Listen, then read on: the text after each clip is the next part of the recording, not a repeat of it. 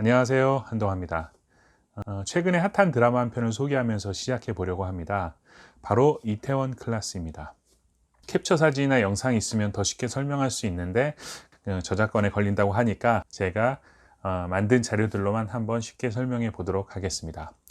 이태원 클라스라는 드라마는 이태원을 배경으로 하는 젊은 사업가의 성공 및 사랑을 그리고 있는 드라마입니다.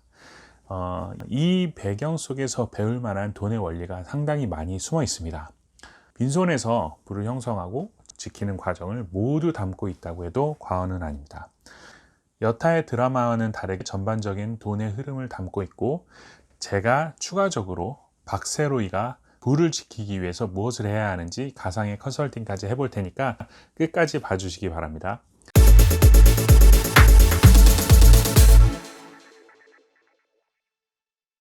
박세로이를 통해 배워야 할 점은 무엇일까요?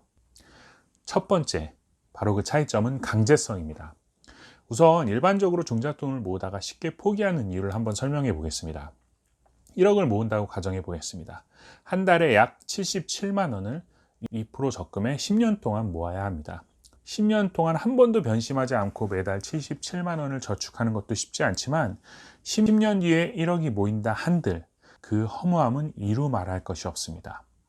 그 허무함은 과연 어디서 오는 것일까요? 목표 설정에 투자의 개념이 들어가 있지 않아서 그렇습니다. 투자의 개념은 복리의 개념으로 치환이 가능합니다. 빈털터리에서 1,000만 원 모으기보다 1억에서 2억 모으는 게 더 쉽다는 얘기 들어보셨나요? 복리의 그래프에서 설명이 가능합니다. 빨간색이 복리 그래프입니다. 초기에는 그래프의 각도가 완만합니다. 완만한 그래프는 수익률을 나타냅니다. 단리든 복리든 큰 차이도 없어 보입니다.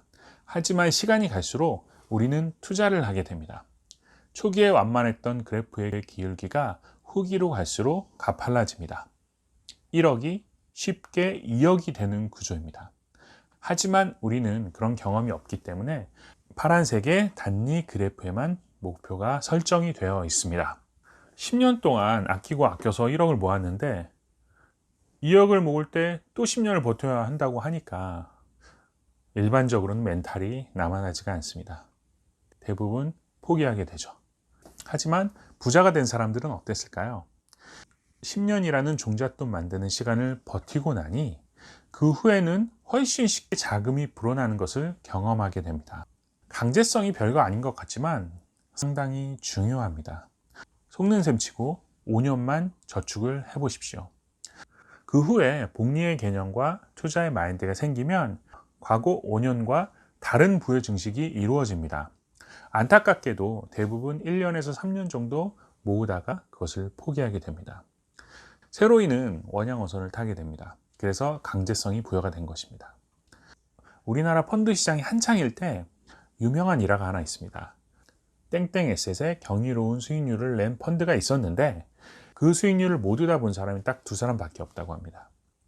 한 명은 그 펀드를 만드신 회장님이시고 한 명은 원양어선을 타서 중간에 매도를 못한 사람이라고 합니다. 이것이 하나의 일화일 수도 있겠지만 강제성만큼 종잣돈을 만들 때 중요한 것은 없습니다. 두 번째로 우리가 박세로이에게 배워야 할 전략 중 하나는 부동산에 기반한 사업 전략입니다.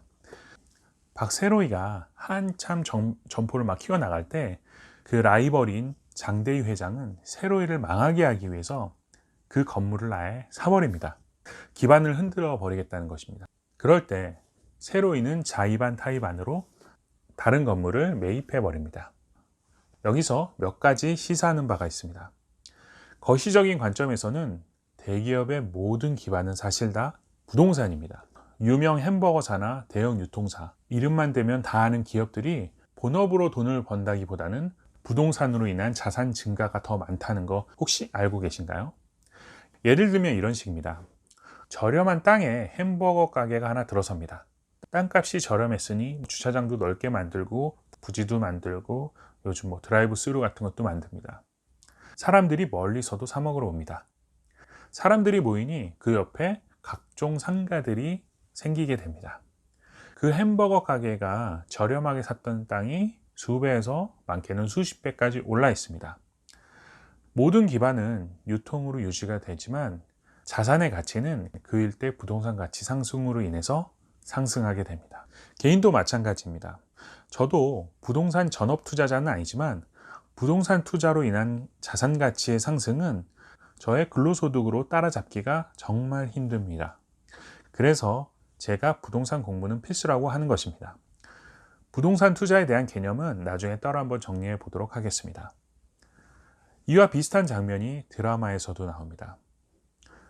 박세로이가 주변 가게를 도와줘서 상권을 형성하게 되니 본인의 가게도 자동적으로 잘 되게 됩니다. 드라마에선 여기까지 표현이 되지만 그 일대 집가 상승으로 인한 자산의 가치는 장사를 해서 모은 자산 이상의 가치가 분명히 있었을 것입니다. 그리고 장가의 후계자인 장근수도 이와 같은 방법으로 사업을 영위하는 장면이 나옵니다. 세로이도 부동산 기반을 갖춘 사업을 했기 때문에 사업할 때 안정성을 갖출 수 있었고 사업으로 인한 근로소득과 동시에 자본소득을 얻을 수 있었습니다. 우리가 가끔 보는 수십억 기부하는 김밥 할머니들을 자세히 보면 그분들이 김밥을 팔아서 그 돈을 모아서 기부한다라기보다는 그 기사의 말미 정도의 기부하는 내역을 보면 부동산 가치 상승으로 인한 자본이 생겼었다는 것을 알 수가 있습니다. 세 번째로는 시스템 만들기입니다. 세로이는 법인이라는 시스템을 만들게 됩니다. 박세로이가 사업을 성공하기 시작하면서 갑자기 세금 얘기가 나옵니다. 실력 있는 펀드 매니저인 이호진에게 조언을 듣습니다. 그러면서 법인을 만들자는 얘기를 카톡으로 주고받습니다. 제가 쓴 책 무결점 법인 만들기도 법인을 만들고자 하는 사람을 위한 책입니다. 잠깐 책 광고를 해봤습니다. 애교로 봐주시고요. 법인을 만든다는 것은 시스템을 갖춘다는 것입니다. 조의서를 주주로 넣었기 때문에 중간중간 갈등이 있었을 때도 그들이 헤어지지 않고 잘 넘어갈 수 있는 요인이 되기도 했을 것입니다. 감정적으로 일을 망칠 때 객관성을 잘 유지시켜 주는 것이 시스템입니다. 물론 드라마상에서는 애정이 그것을 잡아주지만 현실에서는 시스템이 감정 개입을 완화시켜주는 상당한 역할을 합니다. 법인의 장단점은 제가 올린 10편의 동영상을 참고하시면 됩니다. 법인이라는 시스템은 레버리지 효과에도 지대한 영향을 끼칩니다. 그래서 네 번째로 얘기하고 싶은 것이 바로 레버리지 효과입니다. 법인의 강점 중 하나가 레버리지 효과입니다. 일명 지렛대 효과라고 하는데 타인의 자본을 활용해 수익을 극대화하는 방법입니다. 레버리지 효과의 자세한 것은 향후에 다시 한번 설명하는 시간을 갖도록 하겠습니다. 흔히 레버리지 효과라고 하면 대출을 많이 생각합니다. 하지만 법인이라면 투자의 개념도 상당히 유리해집니다. 개인 사업자에게 일반적으로 투자의 개념이 모호하기도 합니다. 개인 차용으로 대부분 정리가 되기 때문에 사업주의 개인적 성향에 따라서 투자금 회수가 어려울 수도 있습니다. 하지만 법인은 주주의 형태든 차입금의 형태든 근거가 명확하기 때문에 투자도 투명성을 갖게 됩니다. 그래서 대출 외에 투자의 형태로도 상당한 레버리지 효과를 누릴 수 있습니다. 좀 더 쉽게 투자를 통한 레버리지 효과를 누릴 수 있다는 것입니다. 레버리지 효과 없이는 부자가 되기 힘들다고 봐도 사실상 과언은 아닙니다. 가능하다고 해도 상당히 많은 시간이 걸립니다. 앞에서 말한 바대로 빈손에서 1,000만 원 벌기는 힘들어도 1억에서 2억은 좀 더 쉽게 가능할 수도 있습니다. 그렇다면 1억짜리 레버리지 효과를 발생시킨다면 좀 더 빨리 부자가 될 수 있다는 얘기 아닐까요? 드라마에서도 세로이가 100억을 투자받는 것이 상당히 중요하게 나옵니다. 만약 투자를 받지 못하면 세로이 생전에 장가를 추월하지 못할 수도 있을 것입니다. 다섯 번째로 우리가 배워야 할 부분은요, 지키는 능력입니다. 영화 이퀄라이저 2에서는 이런 대사가 나옵니다. 돈을 벌어주는 것은 재능이지만 돈을 지켜주는 것은 지식이다. 박세로이의 사업적인 수완, 즉 재능은 구체적으로 드라마에서 기술되지는 않습니다. 하지만 돈을 지키는 능력, 즉 지식적인 면은 묘사가 됩니다.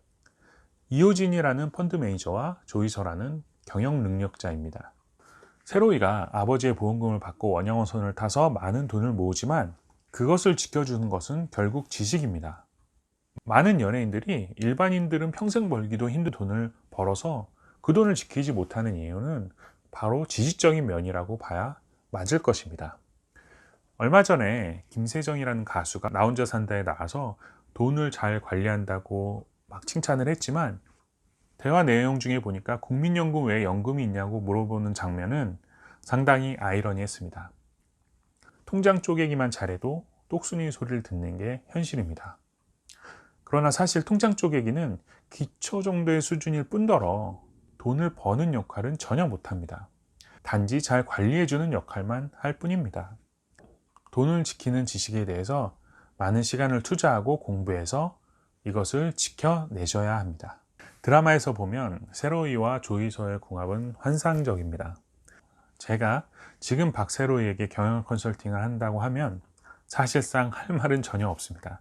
드라마이기 때문에 완벽한 조합을 이루고 있습니다. 여기서 한 가지 배울 점은 돈은 감성적인 영역, 이성적인 영역이 조합되어야 한다는 것입니다. 의외일 수도 있지만 이성만큼 감성도 상당히 중요합니다. 그래야 수입도 잘 유지하면서 지출도 잘 지킬 수 있습니다. 들어오는 돈과 나가는 돈을 잘 컨트롤할 수 있습니다. 그럼 여기서 한 가지 질문을 던져보겠습니다. 이성적인 조이서가 대표였다면 더 큰 돈을 벌 수 있었을까요? 돈의 흐름이 있는 조직은 이성적인 사람이 대표라고 해서 무조건 잘 되지 않습니다. 이론적으로는 똑똑하기만 한 대표가 회사를 잘 이끌 것 같지만 현실에선 그렇지 않습니다. 조이서와 비슷한 성향의 소시오패스가 오너인 기업들을 한번 보십시오. 대부분 오너 리스크로 고생하고 있습니다.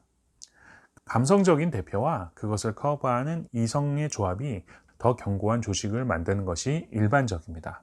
좋은 리더가 되기 위해서 인문학을 통해 감성의 역량을 늘리려 하는 이유도 비슷한 맥락입니다. 삼국지에도 보면 유비 같은 감성적인 리더와 제갈량 같은 이성적인 팔로워가 만났을 때 완벽한 조직을 만들게 됩니다. 이성적인 두뇌를 가진 조조는 결국 삼국을 통일하긴 하지만 그 누구도 경영에서 조조와 같은 조직을 원하지는 않습니다. 오늘 이태원 클래스라는 드라마를 통해서 간단하게 돈의 특성에 대해서 알아봤습니다. 돈을 모으는 데 좀 도움이 되셨나요? 드라마 한 편을 통해 우리의 자산 관리에 상당한 도움이 된다면 이보다도 더 유익하고 재밌는 일은 없을 거라 생각이 듭니다. 향후에 더 재밌는 내용으로 찾아뵙도록 하겠습니다. 감사합니다.